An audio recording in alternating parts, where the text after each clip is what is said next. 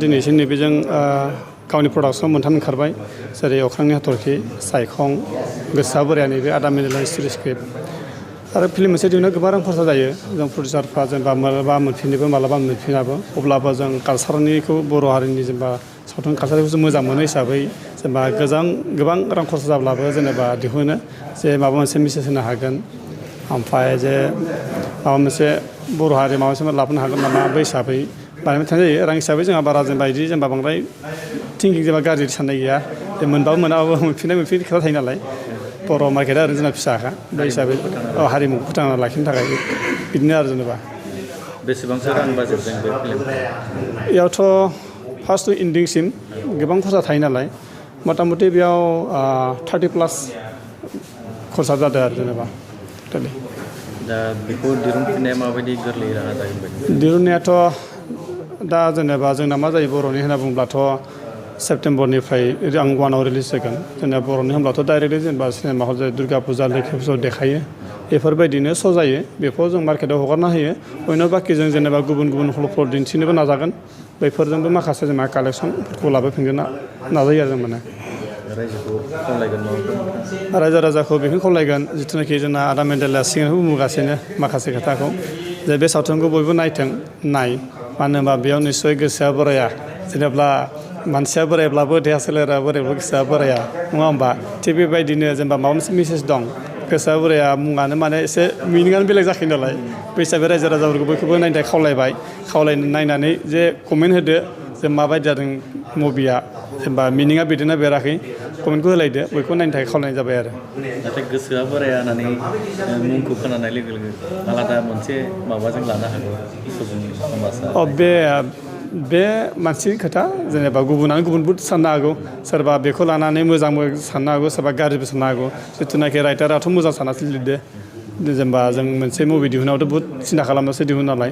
दा बे बुस्थुआ ससियेल मिडिया जायो मुभियाबो बे बुस्थुखौ गाज्रि बुस्थुखौथ' जों ससियेल मिडियायाव होनो हाखाया नालाय बै हिसाबै गुबुना गोबां रोखोम साननो हागौ गाज्रिबो साननो हागौ मोजांबो साननो हागौ खिन्थु बेखौ नायोब्लासो मिथिगोन आरो गोसोआ बोराया फिल्मआ जों मा फोरमायनो सानदों बेनिखायनो बयखौबो नायनो थाखाय खावलायनाय जाबाय गोजोन्थों दिनैसिम नैबेजों गावनि प्रडाक्सन मोनथाम ओंखारबाय जेरै अख्रांनि हाथरखि सायखं गोसोआ बोराया नैबे आदा मिनिटल स्ट'रि स्क्रिप्ट आरो फिल्म मोनसे दिहुननो गोबां रां खरसा जायो जों प्रडिउसारफ्रा जेनेबा मालाबा मोनफिनोबो मालाबा मोनफिनाबो अब्लाबो जों कालसारनिखौ बर' हारिनि जेनेबा सावथुन कालसारखौ जों मोजां मोनो हिसाबै जेनेबा गोबां रां खरसा जाब्लाबो जेनेबा दिहुनो जे माबा मोनसे मेसेज होनो हागोन